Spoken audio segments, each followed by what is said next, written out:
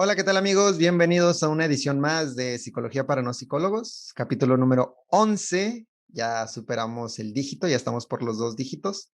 Bien emocionados porque en el capítulo de hoy vamos a tratar el tema de la psicología criminal. Está buenísimo.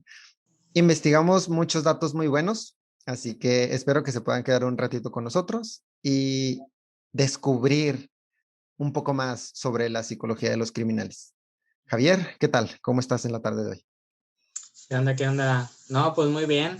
Digo, también comentando que mi participación, ¿no?, en este episodio va a ser más que nada como interviniendo a partir de lo que tú comentes, ya que al menos de tu parte o de tu lado es de donde se desarrolla un poquito más este capítulo. Y bueno, como siempre, dando mi aporte hasta en cierto punto, ¿qué nos podría decir, no?, en cuestión de estas conductas criminales, el psicoanálisis, y pues adelante, vamos a ver qué nos espera. Fíjate, antes de arrancar el programa, me gustaría mencionarle a la gente que nos escucha y que nos ve que yo pues estoy ya en el último año de psicología como tal, pero antes pues me vi en no en la necesidad como tal, sino que tuve la oportunidad de estudiar 2 tetramestres de la carrera de licenciado en ciencias jurídicas. Entonces, desde ahí yo entendí que no nada más es con base a lo que nosotros percibimos, sino que debemos fundamentar nuestros argumentos con algo más poderoso que nuestra palabra. Entonces, los conceptos que yo saqué, pues nos funciona analizarlos de manera textual y ya después, pues vamos desenrollando toda la temática o lo que vamos a estar platicando.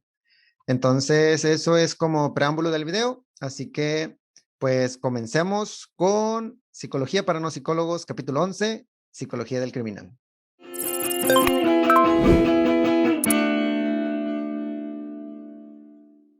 Bien, si te parece, Javi, antes de abordar, me gustaría agradecer a todas las personas que respondieron la encuesta de la página de Instagram. Estamos como Psicología para no psicólogos, para que vayan y nos busquen. Ahí vamos a estar haciendo encuestas para saber cuáles son los temas que les gustaría que nosotros trajéramos al programa. Y pues en este caso, fíjate, la idea me la proporciona una amiga, se llama Melissa Silva. Me dice, oye, es que estaría muy buena la psicología criminal como tal. Y me encargó que investigara una serie. Bueno, no es una serie, es una película. Se llama Ted Bundy, el asesino de señoritas, que está buenísima. Está ¿cómo se llama? ¿Cómo se llama? ¿Cómo se llama? Netflix. Está en Netflix. Sí, no, hombre, viejo, yo estaba súper emocionado. Entonces, ahorita les puedo platicar un poco más de la trama, pero yo tengo una pregunta para Javier. Cuando ¿Vale? yo te pregunto, oye, Javier, conductas criminales, ¿qué se te viene a la mente? Pues aquellas conductas o situaciones muy típicas, ¿no? Cuestiones de robos, cuestiones de fraudes, cuestiones que pues comúnmente nosotros vemos en las noticias en donde se transgreden las leyes, ¿no? En donde se comete algún acto ilícito que precisamente por ser tal implica, ¿no? Romper las reglas ya establecidas, en este caso pues de nuestra comunidad, de nuestro país, de nuestro estado, ¿no? Y otra pregunta, ¿tú dirías que los criminales son personas que hacen el bien o que hacen el mal? ¿Estos criminales actúan bien o actúan mal? Podría ser otra manera de enfocar esa pregunta. ¿Tú qué opinas? O sea, pero bien y mal refiriéndose al acto ilegal en dado caso que hagan o a qué. No, no, no, es que, fíjate, la pregunta yo lo hago porque muchas personas dicen, no, es que los criminales están mal, o sea, los viejitos, ¿no? Y otras personas los defienden. No, es que ellos están haciendo bien, pero según la manera, ¿no? Su perspectiva en la que están viendo la vida. Entonces, ¿estas conductas son buenas o son malas, según Javier? Pues fíjate, más que dejarlo en un juicio de valor de mi parte, pues una opinión más en ese sentido, al menos así yo lo vería. Al menos a como la estás planteando de que, bueno, ahí tal vez, disculpen ahí por la iluminación, como la planteas en el sentido de que pues para algunas personas, ¿no? Estos actos están bien, para otras están mal. Estas distintas perspectivas, ¿no? Del mismo acto. Me resonó mucho en la idea cierto acto va a ser ilegal precisamente porque se está rompiendo, ¿no? Se está transgrediendo una ley ya impuesta, ¿no? En nuestra sociedad. Literalmente está escrita, ¿no? Está para seguirse, ¿no? El hecho de que ya sabiéndose que esa ley debe ser así o que algo debe ser así, o sea, por ejemplo, el robar, ¿no? Que ya está establecido que el robar, tomar algo que no nos pertenece y que aquella persona afectada denuncie este acto y que se llega a probar, pues va a ser meritorio, ¿no? De una sanción. Qué bueno que en muchos casos es penada con cárcel, ¿no? El hecho de que la persona ya sepa que su acto está mal, está prohibido y aún así lo haga, es muy diferente a que lo haga por otras razones o que lo haga por equivocación. No me quiero meter mucho a ciertas estructuras clínicas que se manejan en psicoanálisis, porque el mismo acto de robar, que 2 o 3 personas hagan el mismo acto, no sé, robarle la cartera a un peatón, ¿no? No significa que los 3 actos signifiquen lo mismo o que impliquen lo mismo o que tengan el mismo sentido para el ladrón, en este caso, su acto, ¿no? Al menos lo digo esto, digo, planteando de que, bueno, distintas personas tienen distintas perspectivas a partir de un mismo acto, pero que al menos lo importante en el psicoanálisis no sería el acto en sí, sino qué sentido tiene este acto para la persona. Porque, por ejemplo, bueno, tal vez preguntándote, ¿vas a abordar algo respecto a esto o me puedo aquí desplayar? Sí, sí, sí, no, no, no. Yo quería principalmente preguntarte qué es lo que percibe Javier o qué es lo que percibe una persona a primera instancia como tal de la pregunta. Pero pues sí, eso principalmente. Los criminales no necesariamente están bien y no necesariamente están mal. O sea, no deberíamos tener un juicio propio de, esta persona está bien o, esta persona está mal, porque Es que, sería es que demasiado según, general. es que según a partir de qué, o sea, si vas a pedir Ujú. opiniones, sí, muchos pueden tener opiniones, o sea, muchos pueden creer que está bien, que está mal, sigue siendo un juicio de valor, pero lo que no es un juicio de valor es lo que ya es ley. Claro. Y la idea, bueno, al menos yo lo quiero poner en la mesa para invitar a las personas que nos escuchan o que nos ven a que no solamente invitarlos, ¿verdad? A que no solamente se queden con un, mira, está bien o, mira, está mal. Podríamos ir más allá, no nada más quedarnos en la punta del iceberg, sino buscar encontrar diferentes juicios o diferentes enfoques a los cuales pues obviamente vamos a tocar ahorita. De hecho, ya entrando más en materia, me gustaría leer un primer concepto, el cual es el concepto de criminal. Aquí Ok. menciona, se entiende por criminal a todo individuo que comete un crimen. Pues es como que muy sencillo de entenderlo, pero después se le aumenta o se hace un poco más complejo cuando dice, o que está implicado en algún tipo de delito. Yo me saqué de onda. Dije, oye, entonces crimen y delito no es lo mismo. Y luego volví a leerlo. Se entiende por criminal a todo individuo que comete un crimen. Hasta ahí. Y luego dije, ok, está bien. Podríamos entender que un criminal es aquel que hace pues algún acto no debido. Y luego yo dije, oye, pero pues crimen y delito, ¿qué pedo? O sea, ¿cuál es cuál? Entonces yo busqué aquí, dice, la diferencia entre crimen y delito radica en que el delito es determinado por las leyes de un determinado estado. O sea, un delito es, pues, que digamos, no se debe robar. ¿Por qué? Porque te vamos a mochar las manos, como lo decía el Bronco. No se debe asesinar. ¿Por qué? Porque hay silla eléctrica, como lo es en algunos países. No se debe hacer algo porque pues ya está estipulado por el Estado que hay reglas que se deben de seguir, que si no las sigues, pues obviamente va a haber un castigo, ¿no? Y luego menciona, y el crimen lo determina la sociedad. Y yo dije, ¡pum! Ahí está todo lo enfocado a la psicología. Entonces vamos a dejar al menos los crímenes hacia el Estado. ¿Qué pedo? No, espérate. Entonces, atendiendo las diferencias, dice, la diferencia entre crimen y delito radica en que el delito es determinado por las leyes del Estado. El delito. Y nosotros estamos enfocando el capítulo a los criminales. Dice, el crimen lo determina la sociedad. O sea, sí, te puede castigar el Estado por un delito, pero el crimen va a decir la sociedad qué es crimen y qué no es crimen. Entonces, ¿cómo funciona o cómo se va desenvolviendo la sociedad para saber qué es crimen y qué no es crimen? ¿Tú qué nos puedes decir de eso? Fíjate, también yo cuestionaría el hecho de aislar el Estado hasta cierto punto, porque al final de cuentas, quien hace las leyes, pues son hombres, o sea, Mujeres son también. personas. ¿Mande? Luego, mujeres también hacen las Ah, leyes. bueno, sí, sí, sí, o sea, bueno, me refería a Ah, hombre en porque general. luego nos van a sacar de contexto y luego no, que no apoyan a Sí, las mujeres, bla, bla, bla, bla. Tanto hombres como mujeres hacen las leyes. sí, y tampoco creo que no habría que pensar al Estado como un ente distinto al individuo, porque el mismo sujeto es el que crea las leyes.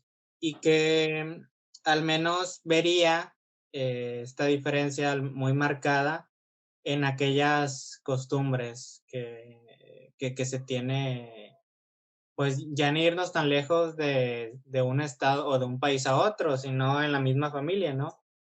¿A quién no le ha pasado que va a casa ajena y en casa ajena, no sé, tienen costumbres distintas que a perspectiva de los dueños de la casa, no sé, los papás del amigo, los papás de la pareja, ciertas actitudes las ven mal o las juzgan mal, precisamente porque ellos tienen han aprendido cosas diferentes y ven el mundo de forma distinta.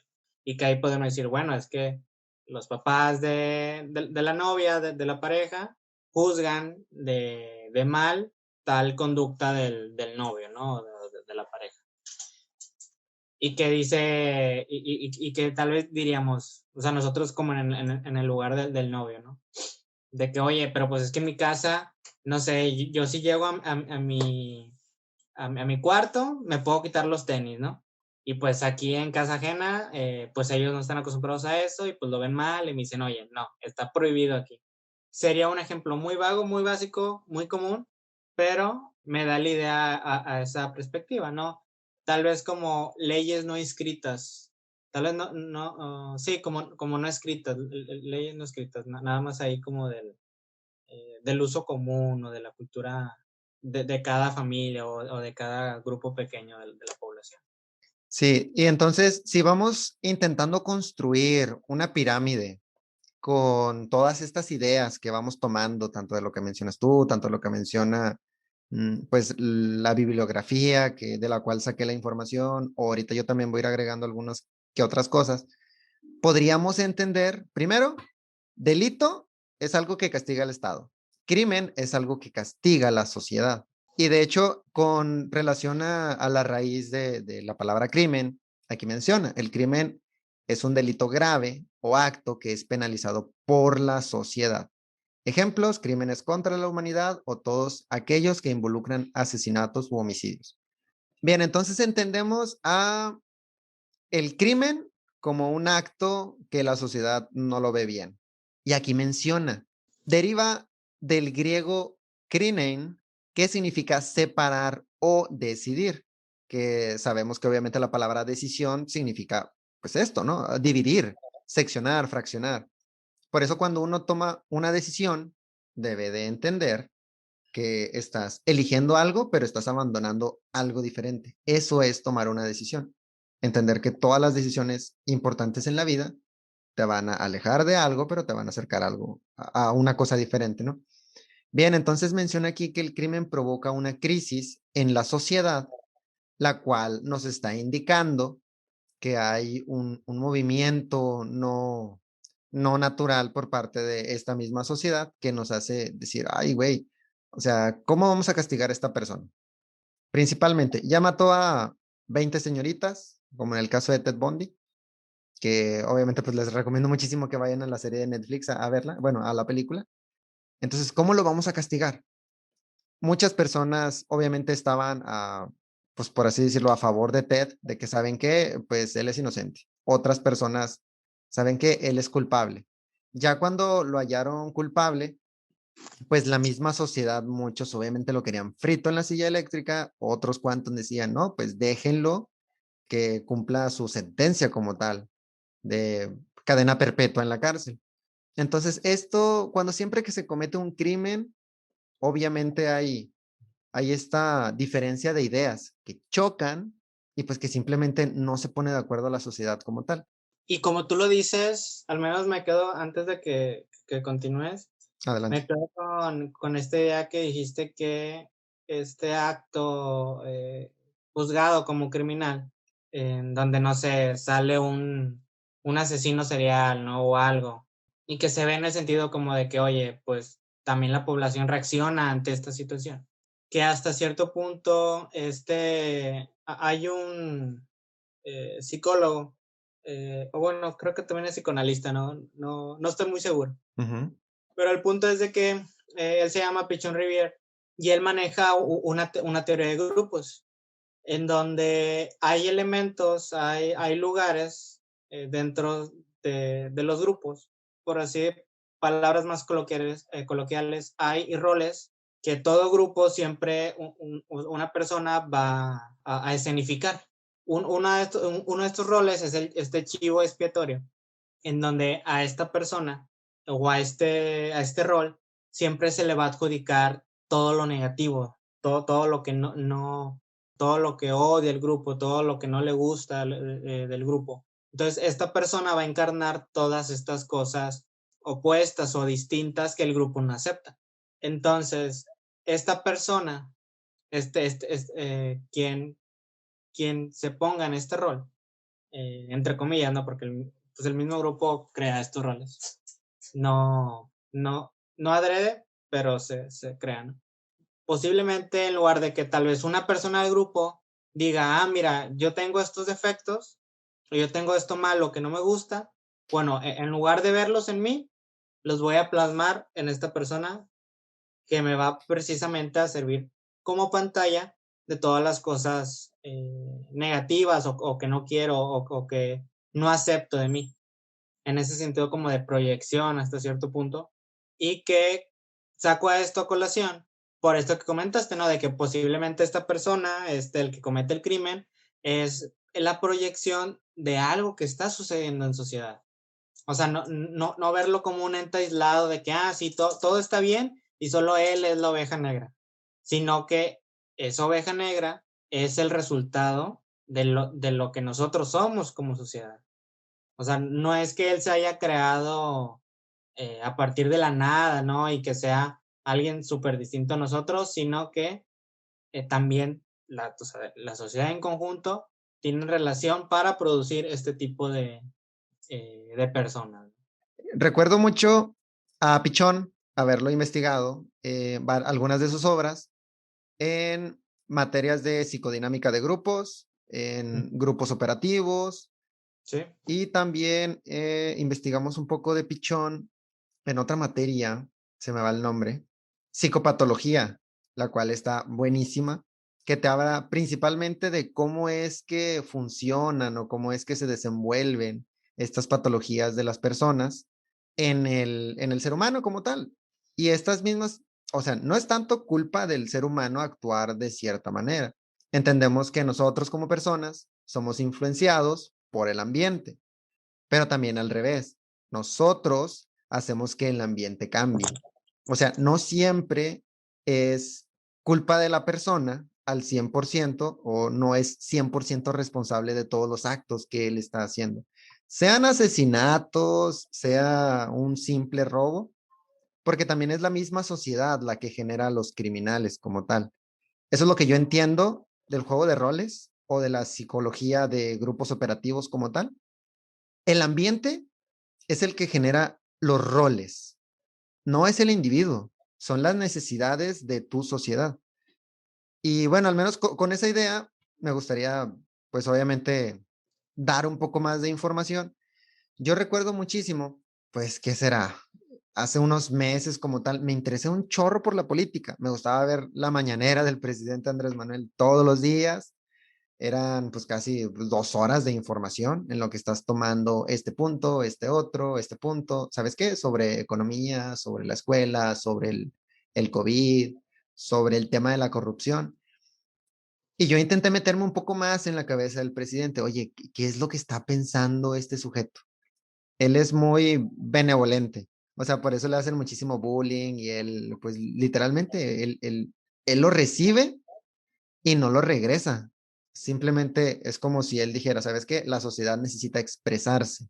Y yo, al menos en ese punto, dije, wow, que una persona esté dispuesta a cargar con el odio, la frustración y la ira pues, de una sociedad como tal e intentar buscar la manera de solucionarlo, al menos yo dije, wow, o sea, mi respeto, señor presidente. Porque sí, le tiran bastante hate. No es al único, obviamente, pues le tiran hate a muchas personas, pero mis respetos para el presidente. De hecho, pues encontré un dato eh, que menciona, ¿tú sabes cuál es el país más violento del mundo? No, ni idea. Aquí aparece. Está una lista de los 25 países más inseguros del mundo. Podríamos entender de que en un país donde hay un alto índice de inseguridad, pues es que se han generado ahí personas con conductas antisociales, pues en una mayor medida como tal. El país más inseguro del mundo es Siria y luego estaba analizando, ¿no? De que segundo, Afganistán, tercero, Sudán del Sur, Irak, cuarto, cinco, Somalia. Y luego dices, oye, ¿por qué todos los países africanos son de los más inseguros del mundo? Y bueno, al menos yo entré en una, pues sí, o sea, yo estaba pensando que la razón por la cual un país africano es de los más inseguros del mundo es principalmente porque no se satisfacen las necesidades básicas del ser humano. Obviamente allá tienen problemas tanto de agua, tanto de construcción, tanto de comida como tal. Siempre dice, ay, acábate todo lo que hay en el plato porque hay niños en África muriéndose de hambre, es lo que nos dicen las mamás, ¿no? Y yo digo, oye, si en una zona faltan los recursos básicos, las personas no se pueden desenvolver como tal. O sea, no le brindas al ser humano de todos estos recursos que nos vuelven pues más satisfechos como tal y va a haber un cierto grado de hostilidad. Y en su momento, pues que el niño sea más hostil y que vaya creciendo, pues va a desembocar en asesinatos, en secuestros, en pues todo lo que está pasando con la situación de Siria. Por eso te digo, al menos el punto que yo quiero dar, que ya es bastante extenso, es no depende nada más de la persona el ser un criminal. Depende también del contexto social, de cómo es el contexto, cómo se están llevando el ritmo de vida en la sociedad, qué tantos recursos hay para satisfacer. ¿Y por qué menciona al presidente? Pues simplemente porque él entiende que México, siendo un superpaís lleno de muchísimos recursos, no tendría que tener el deshonroso número 25 entre los países más inseguros del mundo. O sea, México tenemos agua, tenemos tierras, tenemos petróleo, tenemos de todos los tipos de recursos. Podemos hacer que se satisfagan las necesidades básicas del ser humano aquí en México y bajarían los índices de delincuencia. Pero eso era lo que yo quería llegar. Si el estilo de vida es un estilo de vida decente, las personas no tendrían la necesidad para hacer o para estar irritados. Entonces, propuesta, nada más así leve, que yo podría dar para bajar los índices de delincuencia, buscar las necesidades del ser humano y tratar de cumplirlas para que no esté esta conducta hostil, o sea, que no se presente de manera prolongada. Eso es lo que yo podría decir con, pues, buscando una razón de por qué podría generarse esta conducta criminal. Hubo una época, creo que Ujú. fue en los 30, había como un movimiento, una propuesta de en ese entonces, creo que no se llamaba la ONU, era, no me acuerdo, la ONU antes tenía otro nombre, en donde hacían como enlace con científicos de distintas vertientes, ¿no? De la ciencia, para que estas personas tuvieran, pues, diálogos, ¿no? Discutieran sobre algún tema en especial. Entonces resultó que le tocó a Albert Einstein tener un intercambio epistolar, un intercambio de cartas con este Freud. Entonces, el tema que eligió Einstein para cuestionarlo a Freud, bueno, se llama así, el por qué la guerra. ¿Por qué el hombre cae en esta cuestión de los conflictos bélicos. Entonces, ya en esa época ya Freud había desarrollado la mayoría de su teoría y comenzó a intervenir ese punto de por qué la guerra, abordando las pulsiones de muerte. ¿Qué es esto de las pulsiones de muerte?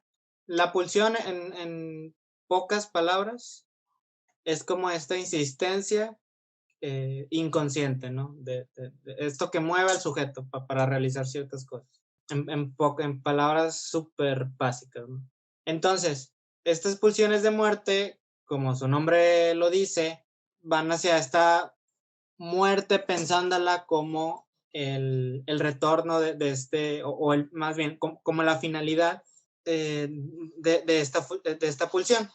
Entonces, maneja dos grandes pulsiones, una que se llama de vida y otra que la nombra de muerte. La de vida, su finalidad o su insistencia giraría en torno a unir las cosas. Tal vez precisamente por eso de vida, ¿no? En esta cuestión de, si un ejemplo vago, si una persona pierde a un objeto muy querido, la pulsión de vida trataría de enviar esta energía o este amor que le tenía esta persona al ser querido o a la cosa que perdió. La pulsión de vida lo que trataría sería ligarlo a otra cosa. O sea, por ejemplo, perdí mi balón, al cual quería mucho. ¿Qué hace la pulsión de vida? Bueno, a ver, aquí hay otras cosas, ¿no? O sea, mira, tu amor, tu afecto lo puedes ligar a otras cosas. Pero la pulsión de muerte iría al lugar de lo inanimado, del punto de ya límite de la destrucción, o sea, sería como lo destructivo. Por ejemplo, si a un niño no le gusta tal situación, por ejemplo, que el niño haya perdido el balón y que le diga al papá, le diga, mira, es que hay este otro balón o hay esta otra cosa, ¿no? Que también te puede gustar. Y el niño le agarra un coraje, un odio a esta otra cosa, precisamente por no ser aquel balón que perdió. Bueno, ahí sería una pulsión de muerte. ¿Por qué? O sea, un ejemplo muy vago, porque aquella cosa distinta estaría en contra, o precisamente por ser distinta a lo que quiere, estaría en contra de su ideal, ¿no? Que el ideal sería el balón. Y que estas cuestiones por ejemplo, en la envidia y todo eso se verían como esta pulsión de muerte. ¿Qué sucede en las guerras?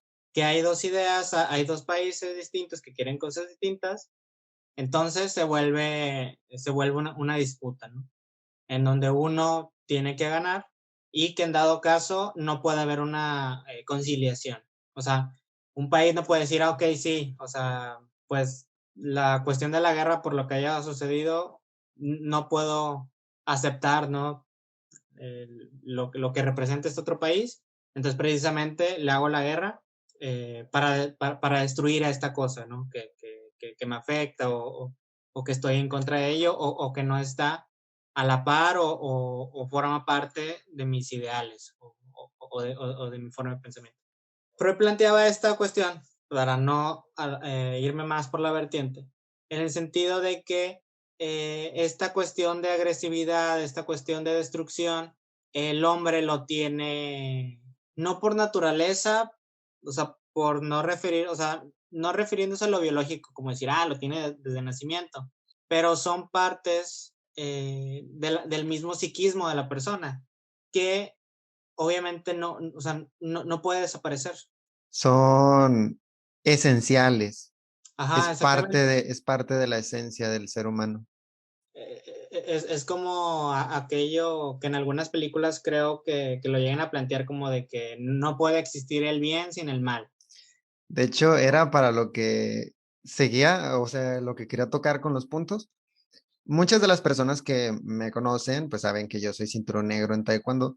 Y no es nada más de que, mira, ese sujeto pelea bonito. O, mira, hace ejercicio. No, no, no. O sea, para hacer una preparación para llegar a cinturón negro, es necesario sí tener una dedicación física, o sea, entrenar 2, 3, 4 veces por semana, todas las semanas, durante un año, durante 4 o 5 años, para poder llegar hasta un nivel de cinturón negro. Pero eso es en lo cuestión físico. En la cuestión mental es necesario instruirte, leer, leer, leer, percibir de los maestros, percibir de los seminarios.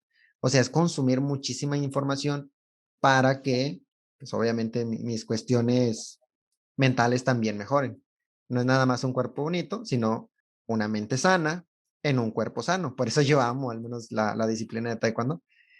Y en lo que te pones a investigar, te pones a leer, llega la teoría del yin y del yang, la que tú haces referencia. Lo bueno y lo malo es parte de la esencia del universo mismo. O sea, todo tiene parte buena, todo tiene parte mala, por así decirlo, ¿no? Pero siendo más específicos, hablaríamos, se llama teoría dualista. O sea, hay algo que complementa a la otra parte, pero también que hace un contrapeso como tal. O sea, si bien es cierto, un ejemplo muy simple sería el bien y el mal, como lo entienden la mayoría de las personas. No, es que hay personas buenas y también hay personas malas. Está Diosito y también está el chamuco, ¿no? Ahí abajo en el infierno. Si haces cosas buenas, te vas con Diosito. Si haces cosas malas, pues te vas con el diablo. Entonces, lo que hace la sociedad es intentar dividir, de hacer o buscar el malo y buscar el bueno de la película, siempre por esencia del ser humano. Y así al menos como tú lo planteaste ahorita, soy mucho de buscar soluciones. Yo considero que una de las soluciones sería no seccionar tanto a la raza, o sea, a la sociedad como tal, no identificar de, mira, estas personas son malas porque hacen este tipo de conductas criminales. Estas personas son buenas, pues simplemente porque no las hacen.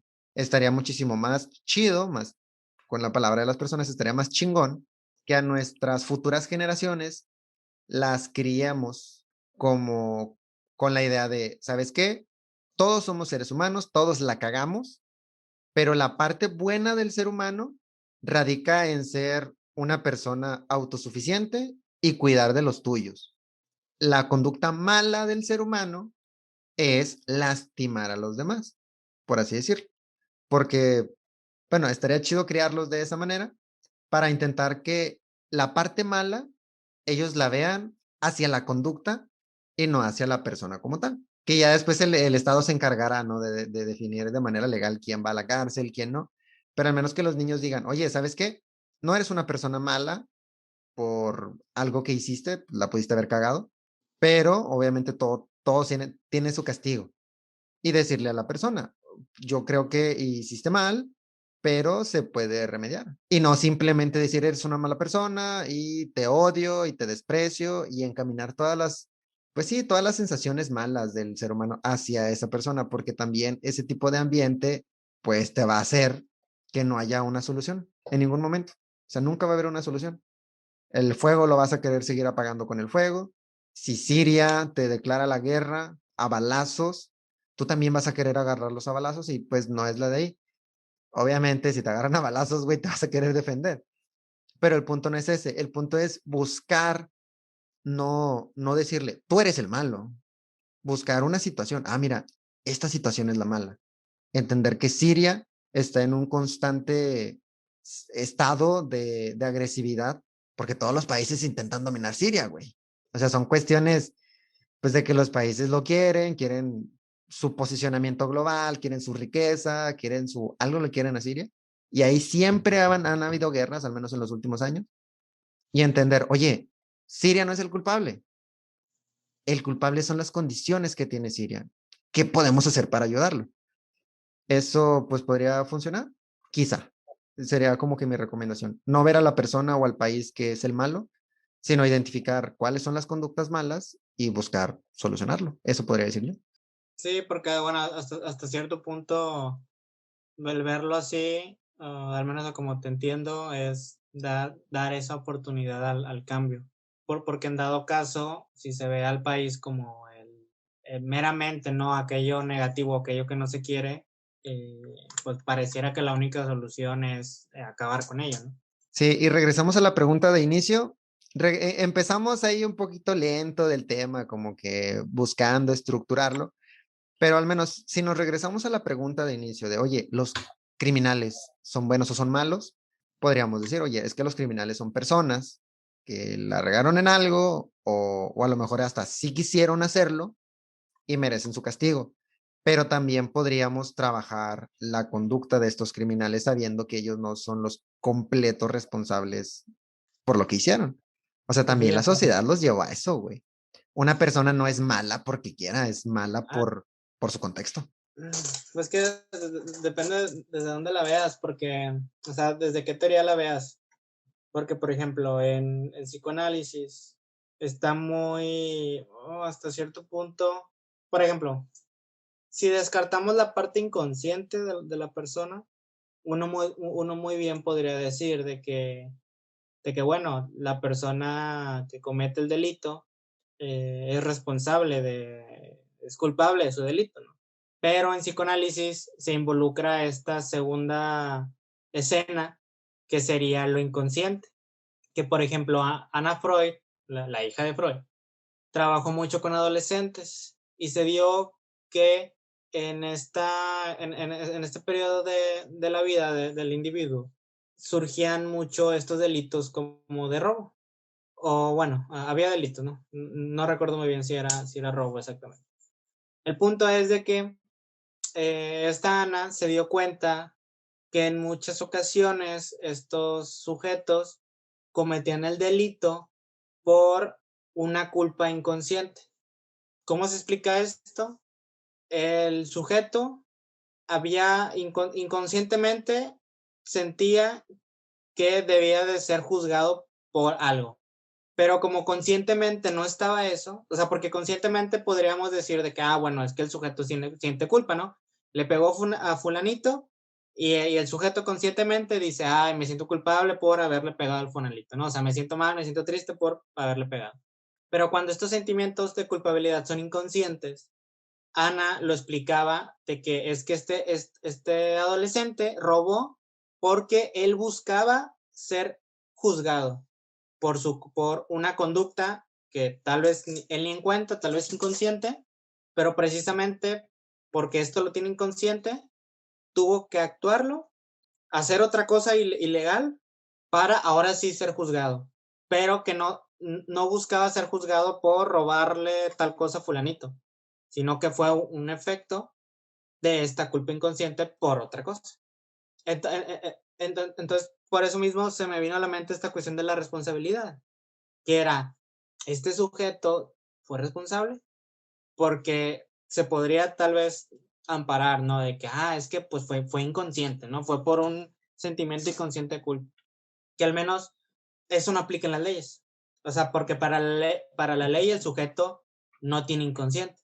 Para la ley el sujeto o sea, es consciente de sus actos y hay en ocasiones en donde si por cuestiones, creo que se le llama imputabilidad, por cuestiones, en dado caso, psiquiátricas, al sujeto no se le mete en la cárcel, sino se le mete a un psiquiátrico.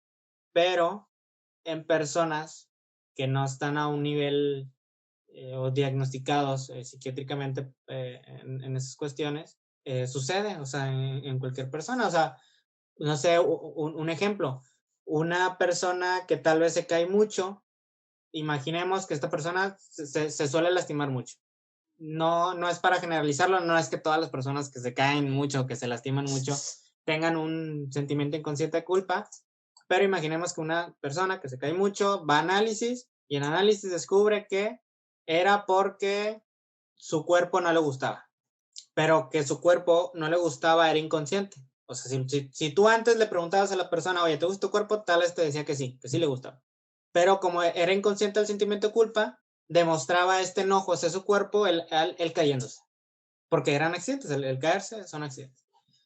Entonces es tanto una situación que se puede presentar en gente de la vida, en situaciones de la vida cotidiana, como ya en delitos ya más graves. No precisamente enfocándonos en la gente que lo hace, sino en la calidad del delito, ¿no? Sí, en la acción como tal. De hecho, me gustó mucho lo que mencionas, güey. Ahí les va. Primero, ofrezco disculpas para la gente que no es de México, porque actualmente este programa ya lo escuchan en varias partes del mundo. Ejemplo, en España, en Estados Unidos, en Argentina, en Bélgica, en Francia, en pues ya, diferentes, no se me olvidó la lista, pero sí, más o menos son como unos 18 países alrededor del mundo que escuchan este programa.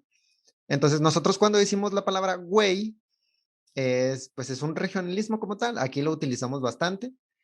Y me lo mencionó una persona, me mandó un mensaje de que, oye, dices mucho güey. Y le digo, oh, sí, cierto. Pero bueno, no es un crimen como tal el ser mexicano, a menos que las otras personas lo juzguen de esa manera. Porque, pues regresando y ejemplificando, el crimen es aquel que se castiga por la sociedad. Y ya el delito es como tú mencionas, el eres culpable o no lo eres. Es una o la otra. No tenemos aquí presunción como tal. ¿Lo hiciste o no? ¿Pasó o no pasó? Entonces está chido eso que tú mencionas.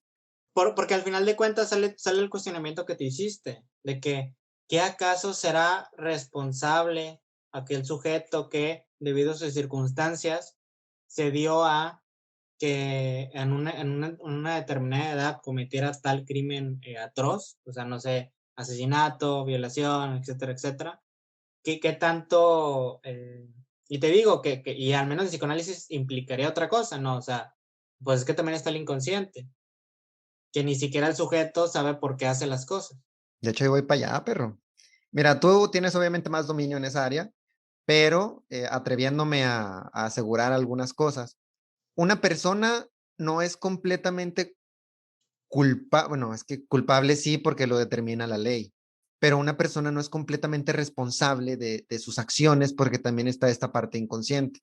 Y retomando la teoría de Lacan, Lacan nos menciona que el lenguaje es adquirido pues de manera inconsciente, pero te lo establece la misma sociedad. No está ya prescrito. O sea, si vamos a cuestiones neurológicas, pues obviamente entendemos que ahí están todos nuestros instintos naturales, güey, instintos primitivos. Pero Lacan menciona, oye, es inconsciente, la sociedad te va haciendo que tú encuentres tu lenguaje, te va generando pues todas las ideas. Entonces, desde ese punto, la misma sociedad también tiene responsabilidad para que un criminal haga o no haga algún tipo de acto, güey. Eso sería mi punto. Los criminales no son 100% responsables de sus acciones. Y mm, Sácalo, yo sácalo. diría, es que es muy complicado. No, no, o sea, ahí te va. Yo digo Porque, responsables. sí, sí, sí, Culpables, no, tal vez sí o no, tal vez no. incluso eso, es que el sujeto ¿cómo se podrá decir? El sujeto ¿Cuál? del derecho, o sea, de los abogados, o no sé cómo referirme a esa área, Ujú, es muy diferente al sujeto, hasta es muy diferente al sujeto de Freud y es muy diferente al sujeto de Lacan. Porque, ujú. por ejemplo, en Freud el sujeto es el individuo. O sea, la persona, o sea, en la misma persona está su consciente y está su inconsciente.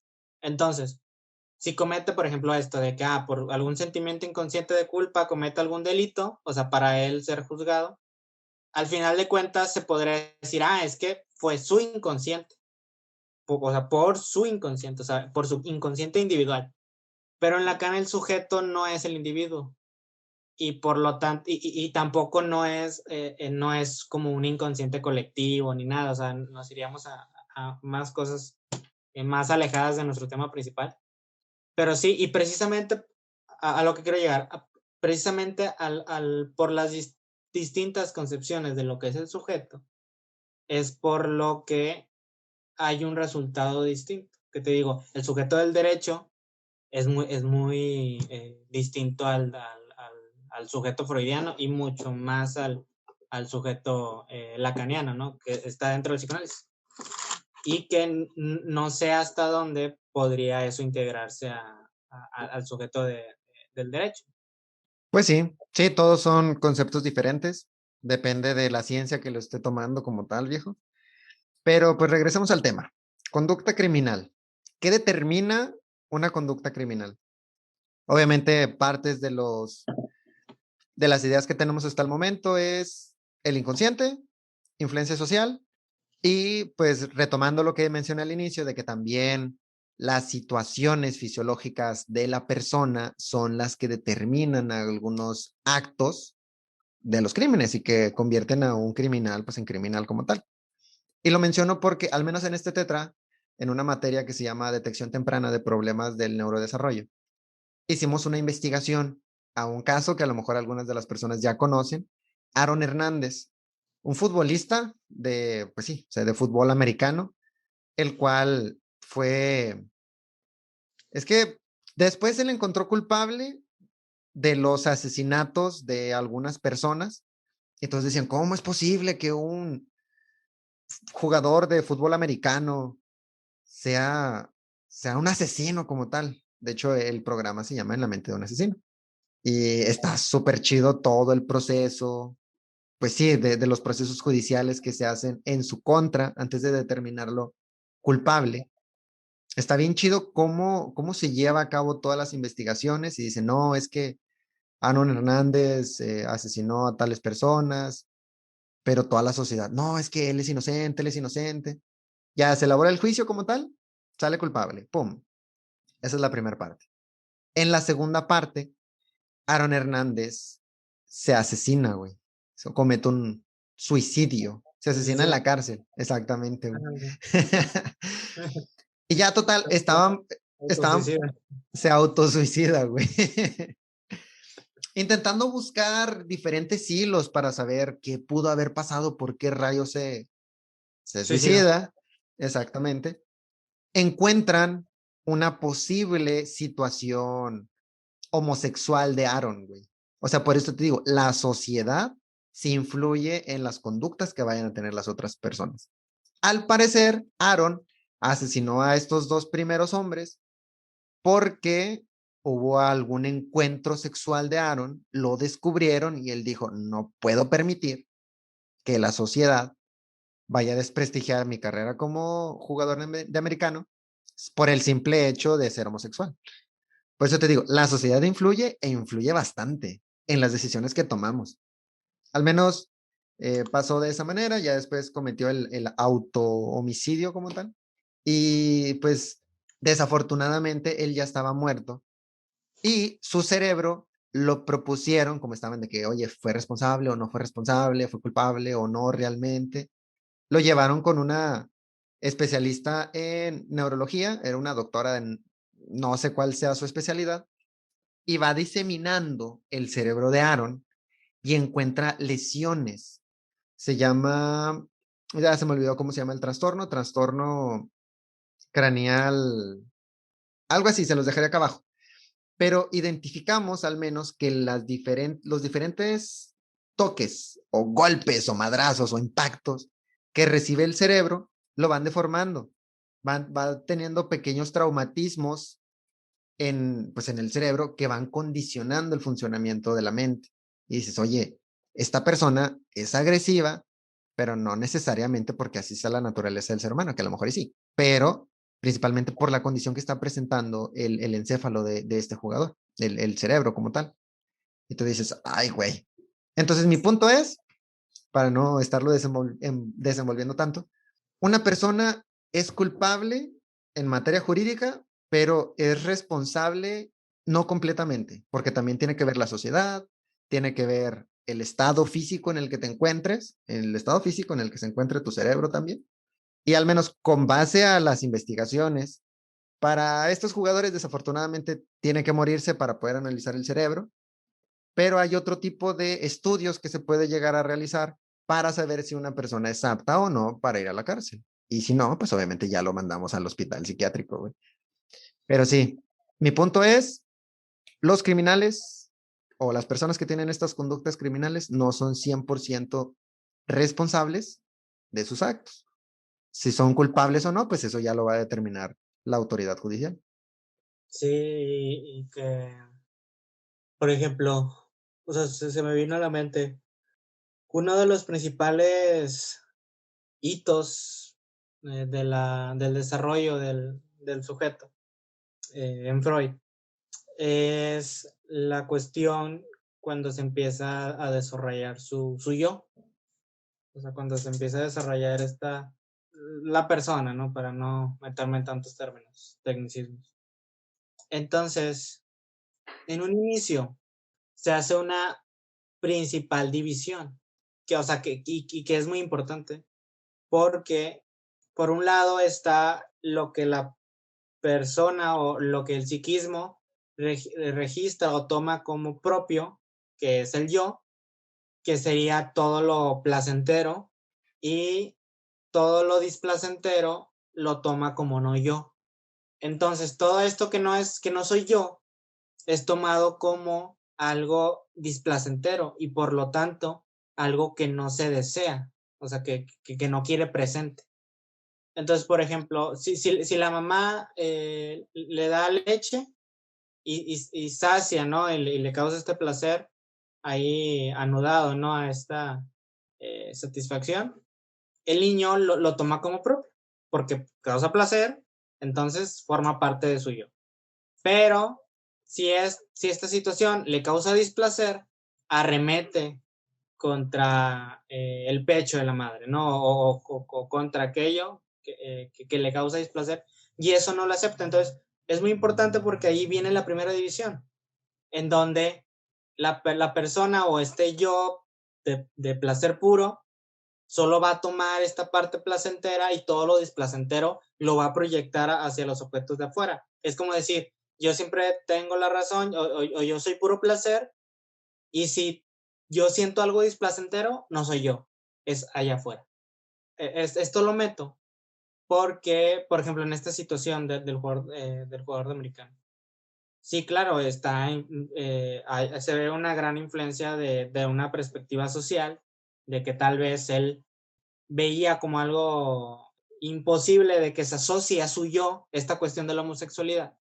Entonces, precisamente como tal como el niño en un inicio dice, oye, esto que me causa displacer no soy yo, entonces lo proyecto hacia otra cosa del exterior, y como eso yo no lo quiero, entonces a esa cosa del exterior yo lo voy a agredir, porque no lo quiero pues, ni presente, ¿no? O sea, porque causa displacer es igual acá. La cuestión de la homosexualidad o que se le asocia con la homosexualidad le causaba displacer, y bueno, tal vez vuelvo a lo mismo. El placer y displacer no estoy hablando de sensaciones fisiológicas, sino de mecanismos psíquicos. Entonces, precisamente haces esta acción agresiva porque no quiere saber nada de eso. Y que como forma parte del mismo mecanismo del psiquismo, tal vez por eso lo asociaría a cómo Freud le contestó a Einstein, de decirle, es que estas conductas agresivas forman parte del mismo psiquismo del ser humano, ¿no? Y no es cuestión que en dado caso se puedan como que eliminar o desaparecer. Porque desde un inicio te digo, desde que se está creando la criatura humana, esa apenas bola de huesos y carne y reflejos, que nosotros llamamos bebé, desde ese entonces se está haciendo esa división de todo lo que soy yo es lo placentero, y lo que no, lo pongo afuera, es placentero, y por lo tanto me voy a actuar agresivo ante ello, porque precisamente no quiero ese displacer. Sí, se va formando la personalidad de la persona o del sujeto. Ujú. Y fíjate, al menos con esto que mencionas, no lo sé, algo en mi cabeza me hizo recordar muchísimo a los movimientos de LGBTI más. Son personas que son atacados o reciben un no agrado por parte de la sociedad. Y bueno, por ejemplo, yo soy pro LGBTI más, porque lo que busca el movimiento es que la gente entienda que todos somos personas, al menos lo esencial del movimiento, ¿no? Y si hay alguna persona que sea muy, muy metida en esto, estaría padre que nos describiera cómo o qué es lo que se busca principalmente en LGBTI más. Pero está bien chingón el hecho de que quieras promover que la gente entienda que todos somos iguales, que son condiciones naturales del cuerpo el tener pues una homosexualidad o preferencias sobre ambos géneros, por así decirlo. Que lo normal es lo que la sociedad nos ha metido en la cabeza. Eso es lo normal para la sociedad, hombre-mujer, pero que no tiene nada de malo un encuentro homosexual o un encuentro, pues sí, homosexual como tal, de que tú con la persona de tu mismo género o tú con personas de completamente sexos diferentes. Pero lo que están buscando ellos o con lo que se van a encontrar es con todas estas normas sociales, ojetes y obviamente muy arcaicas que al menos al ser humano no le permiten brillar o expresarse como tal, que ese era el punto que yo quería llegar. La sociedad tiene muy arraigadas muchos mitos, muchas ideologías, que va a estar bien cabrón quitárselo, pero estaría bien chido poder buscar la manera para lograr hacerlo.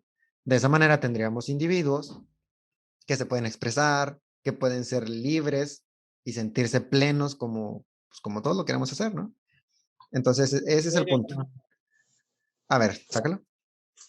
Yo diría que no, en el sentido de que siempre, tal vez recordando aquello que toqué cuando creo que fue ¿En cuál ¿dónde episodio? fue? En el de la cancelación, creo que fue ahí en lo de la cancelación, Ujú. cuando tocaba este texto del malestar en la cultura en Freud, en un inicio, cuando Freud comienza a estudiar esta cuestión de la histeria, de la neurosis, etcétera, él se centró mucho en cuanto a la sexualidad como, en muy, o bueno, más bien, se le leyó como si él hablara de la sexualidad como tal, o sea, de la sexualidad genital. Entonces, de los mediados de los 60 para acá, pues a partir de los 60 se dio el boom de la sexualidad. O sea, muchas cosas que eran tabús, que eran prohibidas en esa época victoriana de Freud, que era antes de 1900, decían, oye, pues, ¿cuál represión hay, no? O sea, porque se le leía a Freud como decir de que, es que antes estaban muy reprimidas las mujeres y también los hombres, ¿no? O sea, los hombres solo podían tener sexo con alguna prostituta y las mujeres no podían enseñar nada, no podían tener sexualidad, etc. Entonces decía, oye, a partir de los 60 viene ese boom de la sexualidad y dicen, oye, o sea, ¿qué acaso esto significaría el fin de la neurosis? O sea, no lo decían, pero se podría como maximizar eso, ¿no? De que, si antes enfermaban por esta represión de la sexualidad, pues ahora que no hay represión, pues ya no, ya por qué enfermar, ¿no? De neurosis, ¿no? O tener algún conflicto psíquico. Y no, o sea, sí, se siguen presentando. Y la cuestión es, siempre va a haber conflicto, aunque se cambie aunque se cambie el amo que reine, en el sentido de que tal vez antes lo ideal había sido una pareja heterosexual y que ahora se cambia tal vez ver el ideal que, bueno, que hay distintos tipos de pareja, heterosexual, homosexual, etcétera, etcétera, etcétera. Yo diría que se va a cambiar el panorama, se va a cambiar los tipos de representaciones que surgen en la sociedad, pero que sin embargo no va a dejar de haber conflictos psíquicos. Y que decir, ahora que ya estén, o sea, que llegaron a un ideal de que, sí, de que ahora sea una sociedad distinta. Sí, claro, va a ser distinta. Sí, claro, ahora ya no va a haber problema en esto que ahorita es problema. Y que ahorita causa que pues mucha gente viva muy mal, ¿no? Viva siendo agredida, viva siendo atacada constantemente. Eso sí, claro, eso va a cambiar. Pero no me refiero a este cambio de actitud de la sociedad frente a algo, sino que a lo que me refiero es de que aunque se cambie eso, siempre va a haber algo que cause conflicto. Sí, yo estoy Al menos completamente de eso es acuerdo. Estoy completamente de acuerdo contigo. El conflicto siempre va a estar ahí, porque al menos en la esencia del ser humano, como siempre buscamos estar de manera placentera en un lugar, prolongar el placer lo más posible, siempre vamos a encontrar ambientes que no son placenteros para nosotros y vamos a buscar la manera de modificar. Yo te digo, estoy de acuerdo con LGBT y más, porque principalmente lo que buscan es que se acepte a las personas con las condiciones que vayan a tener. Por eso yo los apoyo. Pero trasladándolo al tema de la conducta criminal, entendemos que la misma sociedad siempre va a formar también a estos criminales, porque son los que van a dar ese juicio de valor de, tú no estás haciendo las cosas bien, tú vas a hacer esto y desafortunadamente se te pone una etiqueta de asesino, homicida, violador, secuestrador, lo que sea, traficante, cualquier cosa. Tú no estás bien. Siempre van a existir desafortunadamente esas etiquetas, pero ¿qué podemos hacer? Lo que podríamos hacer es buscar darle ambientes más amigables o más agradables a las personas, pero ¿qué va a pasar el día de mañana en que nosotros ya no estemos? Los roles van a seguir estableciéndose como tal, desafortunadamente. A lo mejor acaba nuestro lapso de 60, 70 años que nosotros tenemos y ¡pum! Nuestra sociedad logra lo impensable, ¿no? Esa idea utópica de que todo está bien, de que todo es bueno, de que todos pueden comer, todos tienen ropa, todos van a la escuela, todos son alegría, no, no hay tantos maltratos infantiles, o sea, esa idea utópica en la cual todo funciona muy bien, ¡pum! Cambian las situaciones geográficas del planeta, comienza a haber menos agua, menos comida, ambientes más hostiles, el ser humano va a regresar a las mismas sociedades, a las mismas condiciones en las que estamos o similares a las que estamos ahorita. Se van a generar otra vez estos roles desafortunados de la sociedad. Siempre van a estar ahí, yo apoyo tu idea. Estos roles van a permanecer, nos guste o no, pero ¿qué podemos hacer entonces? ¿Estamos condenados o no lo estamos? Fíjate que yo considero que aunque se cubran las necesidades básicas, aún así va a haber esta manifestación de las conductas, porque creo que va un poquito más allá de este cubrir las necesidades básicas. Que tal vez sí, se presentan estas situaciones tal vez más en promedio, pero que tal vez sería como pensar, creo que hay un dicho, ¿no? Que llegan a decir como de que, hasta en las mejores familias. O sea, como que ciertos conflictos, ciertas peleas o ciertas situaciones, como si se pensara que entre más nivel socioeconómico, entre más necesidades cubiertas, ya no va a haber problemas, no va a haber dificultades en la vida, y todo va a ir marcha a mejor, ¿no? Cuando no, y que creo que en eso va este dicho, ¿no? Como de que hasta las mejores familias, ¿no? O sea, como hasta pensar de que, mira, esta familia que se veía tan educada, tan noble, tan rica, tan próspera, mira, ¡fum! Salió que tiene tal pleito, o salió que tiene tal cosa, juzgada por la sociedad como cosa negativa.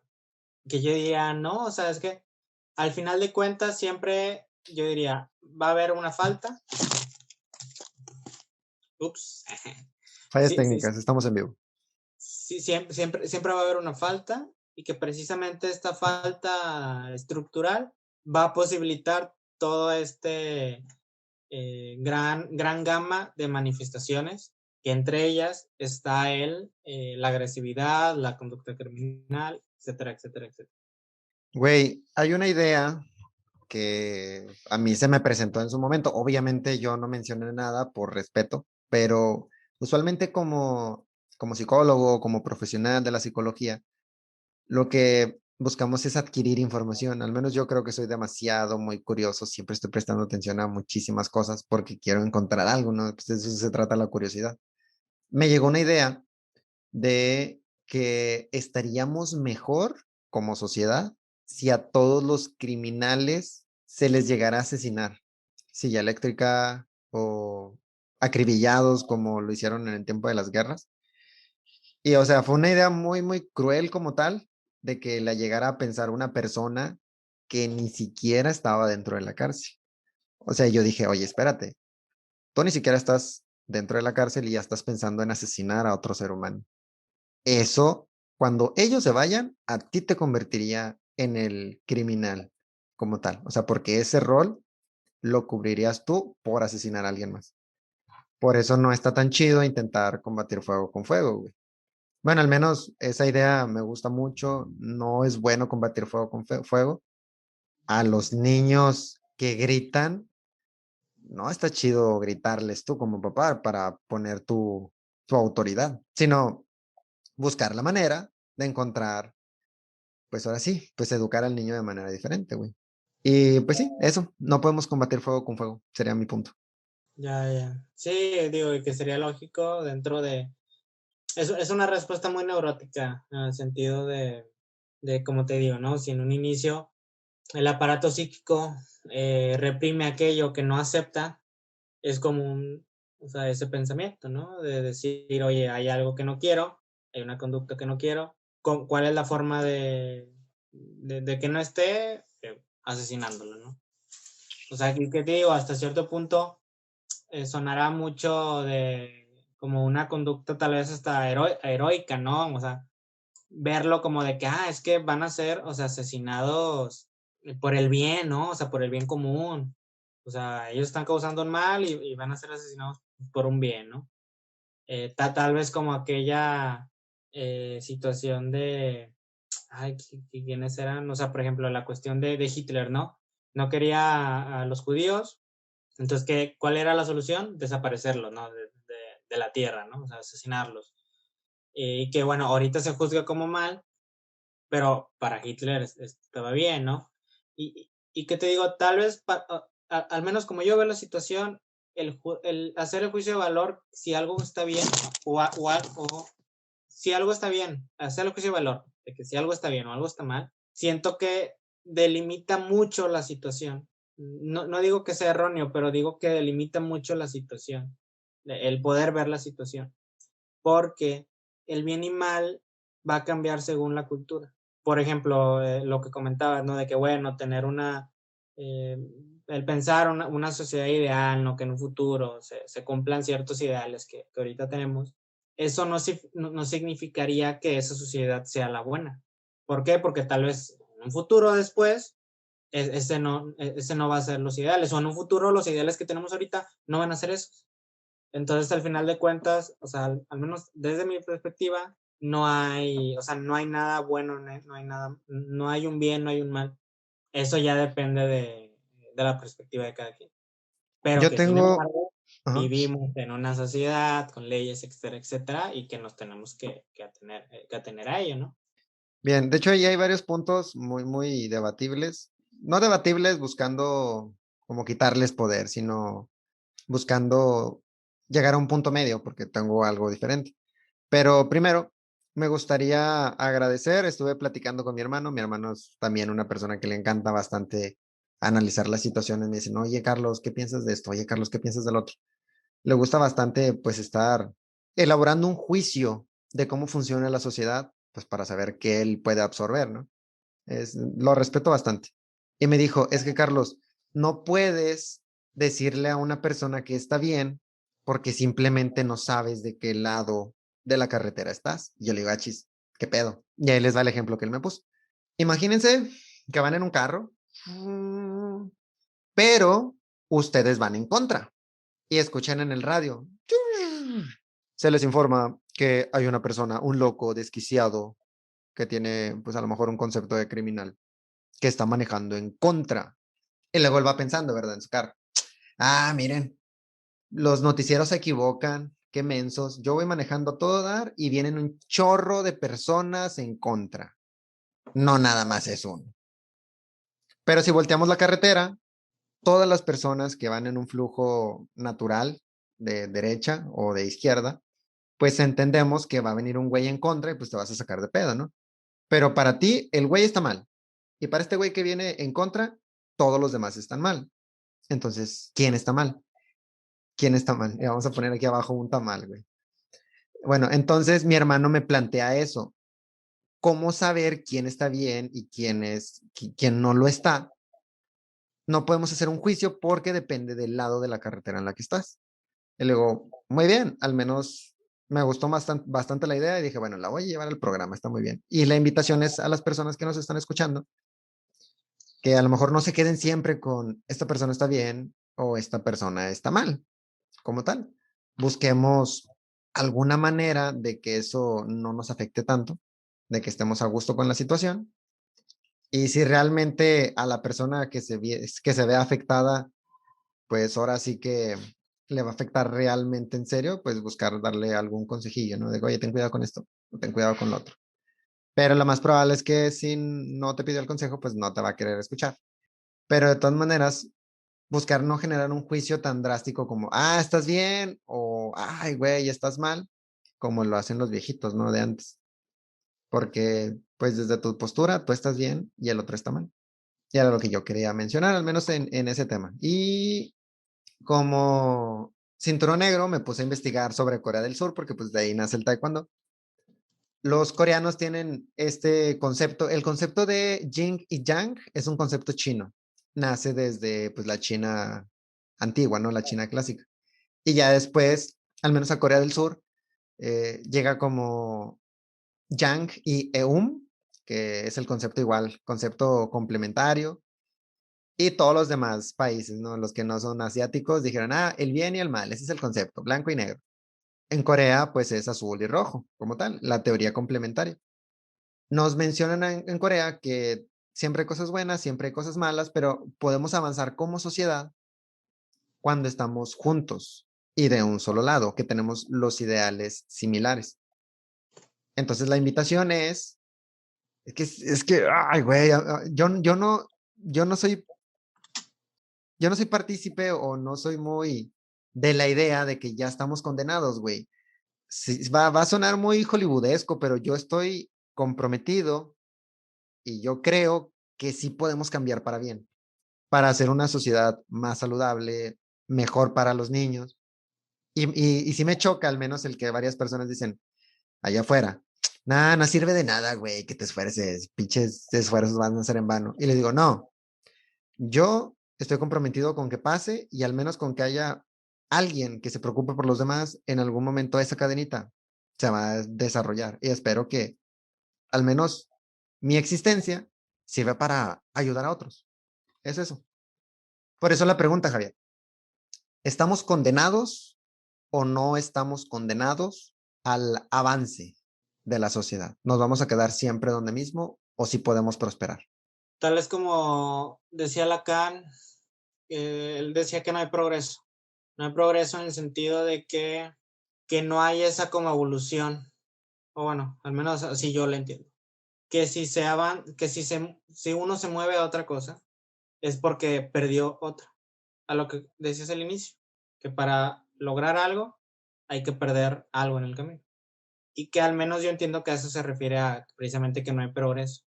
Como siempre hay pérdida, se podrá, sí podrá, yo considero que sí podrá haber ese movimiento social, que la sociedad siempre está cambiando. Digo, si no hubiéramos sido los mismos de hace 500 años y no somos los mismos de hace 500 años. Pero que sin embargo no se va a pausar ahí, sino que va a seguir avanzando y se va a seguir desenvolviendo la sociedad a múltiples manifestaciones. Y que pensar en un ideal, eso sí, eso me suena muy neurótico. Y te invito, como invité al capítulo antepasado del malestar, de la cultura de la cancelación, lee el porvenir de una ilusión. Y ahí más o menos Freud explica como esa postura en cuanto a un enfoque social, ¿no? De estos ideales en sociedad. Bien, algo que se me viene a la mente con ese título, yo leí hace poco un libro que se llama La última pregunta de Isaac Asimov, nos lo recomienda pues la hermana de mi mejor amiga de toda la vida, y nos dicen, oigan, léanselo, está chido. Y yo los invito también a ustedes a leer La última pregunta de Isaac Asimov, está muy, muy bueno. Y se los voy a spoilear tantito. Es un enfoque en el cual se plantea que el ser humano siempre está buscando algo, de que somos insatisfechos en ese aspecto, siempre estamos buscando una meta nueva o estamos buscando desligarnos de algo que simplemente no nos genera placer. E Isaac Asimov plantea la pregunta de, oye, ¿y cuándo tiene fines? O sea, realmente cuándo vas a estar a gusto como tal. Y bueno, léanse el libro, está buenísimo, porque ahorita, Eso, sácalo, y eso tal vez, perdón por interrumpirte, sácalo, sácalo. esa es la pulsión de vida. Esa es la pulsión de vida, de siempre buscar algo más a cuál ligar la pulsión o la energía. Ujú. Y que la pulsión de muerte sería llegar a un punto en donde decir, ya no me ligo a nada más. El decir, ya llegar a un ideal y hasta aquí le paro. Y eso solo es la muerte. Sí, por eso mencionabas al menos en el tema de la discapacidad, de que que obviamente los recomendamos a ir al capítulo de personas, no, discriminación a personas con discapacidad.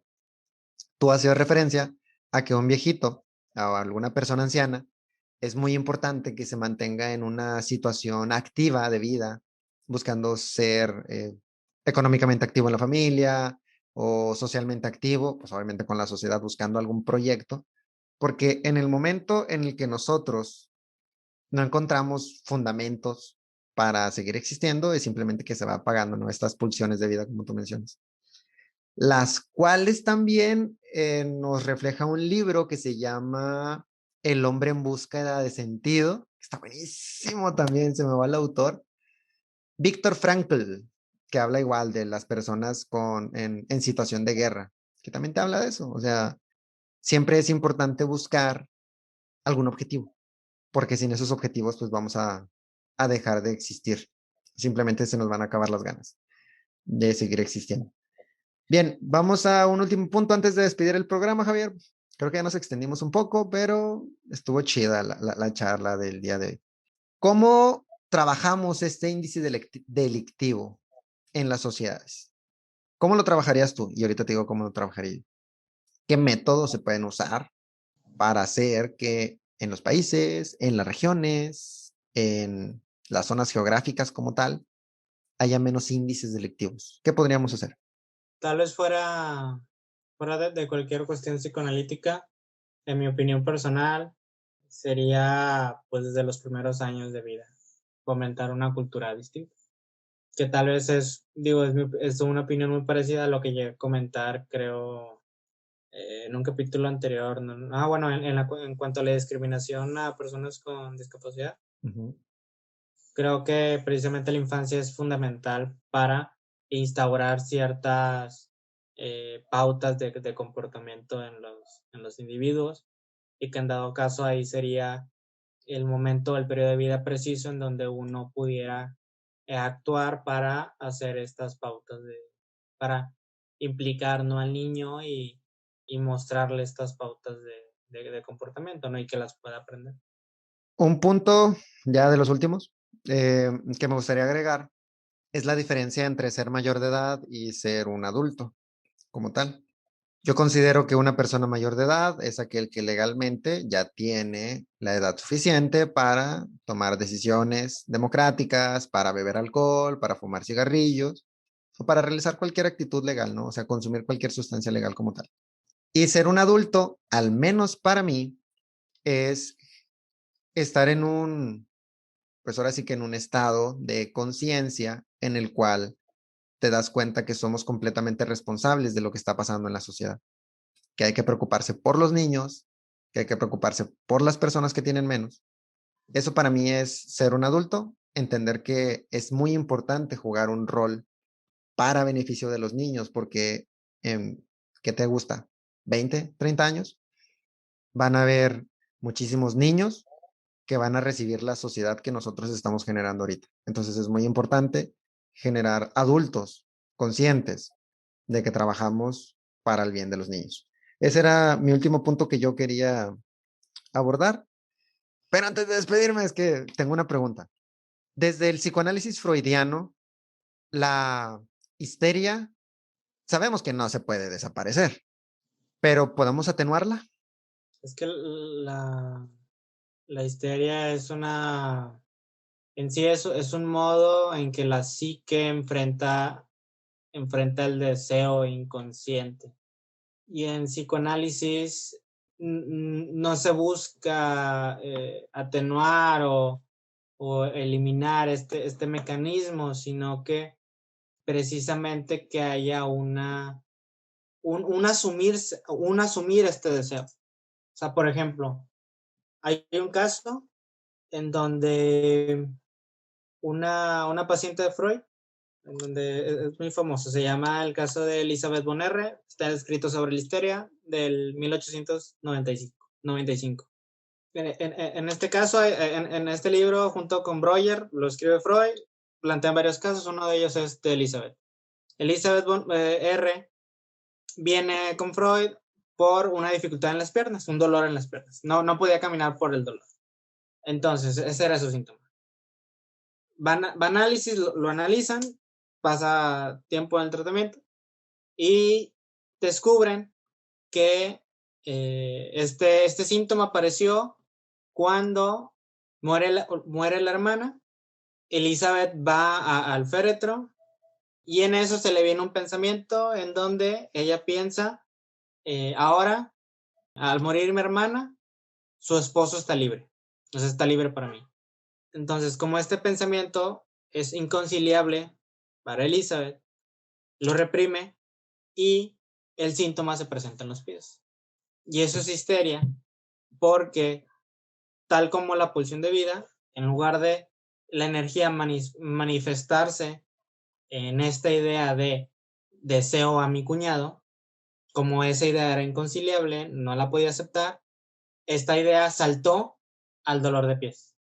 Entonces, ¿qué sucedería cuando ya se analiza y se hace esta cuestión, se vuelve a la conciencia?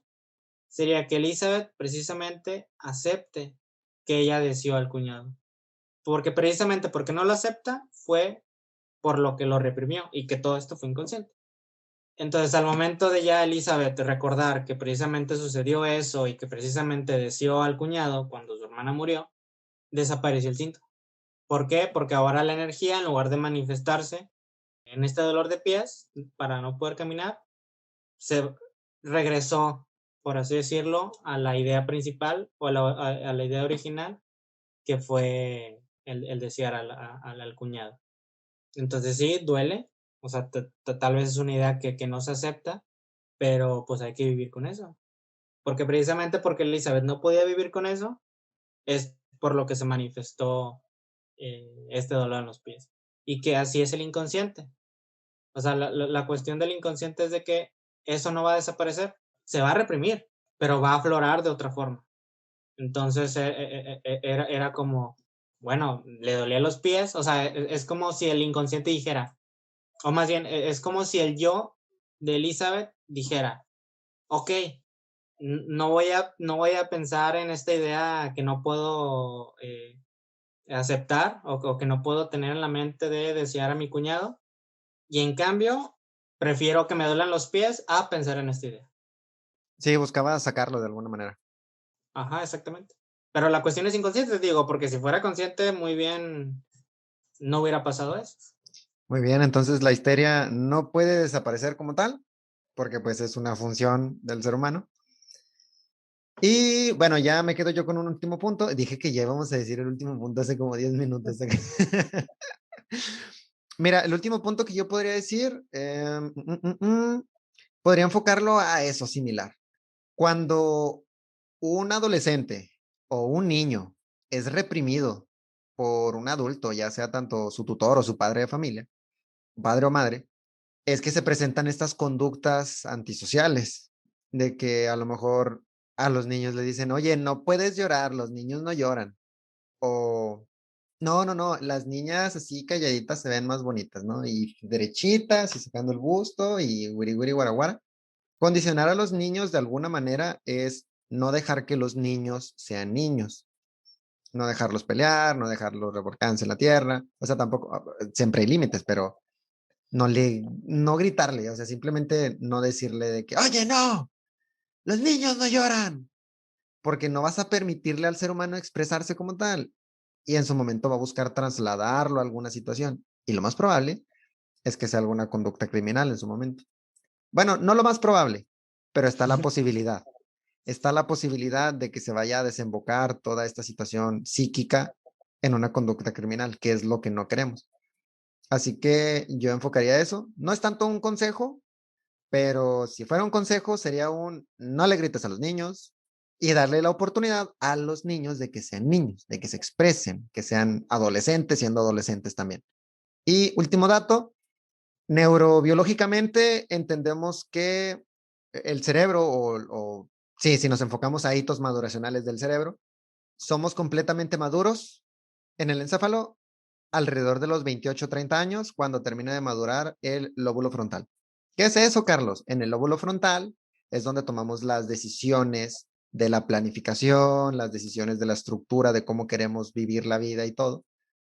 Entonces, tampoco juzgar a las personas de 18, de, oye, es que no has seleccionado tu carrera universitaria, no tiene nada que ver, o sea, tiene 18 años, no le puedes decir, es que ya eres un niño, no, ya eres un adulto, ya eres responsable, ya tienes que saber qué pedo con tu vida, ya tienes que trabajar y aguantarte y ser responsable y bla, bla, bla, bla. No, porque maduracionalmente todavía no estás en esa etapa en la cual eres completamente responsable de ti, adulto como tal, a los 28, 30.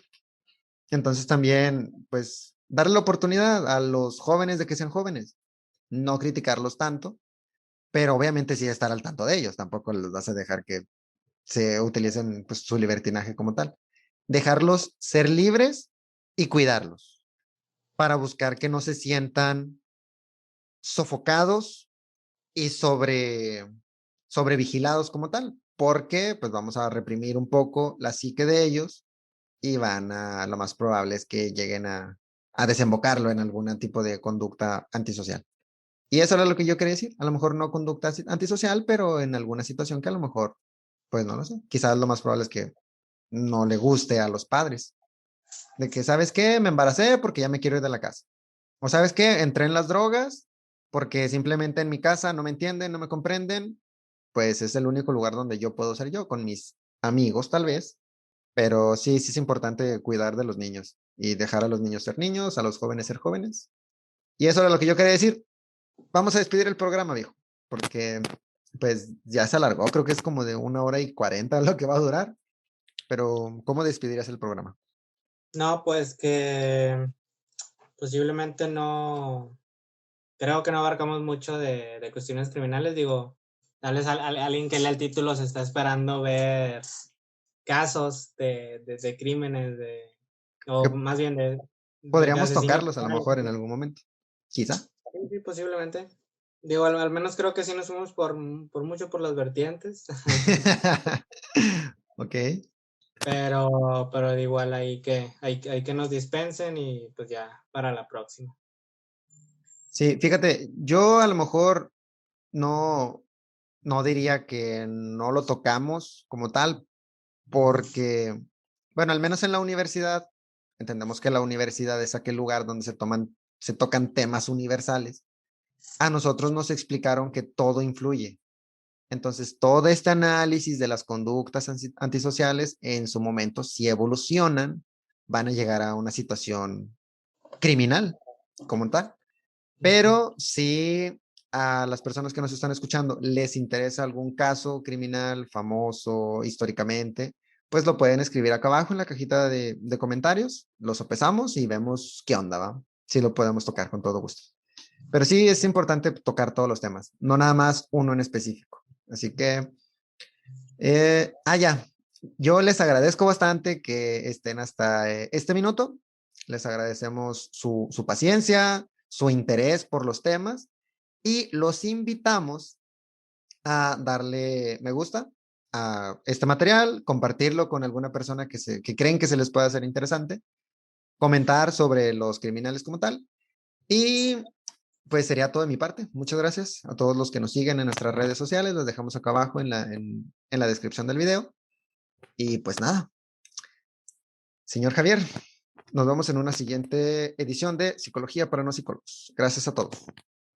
Nos vemos.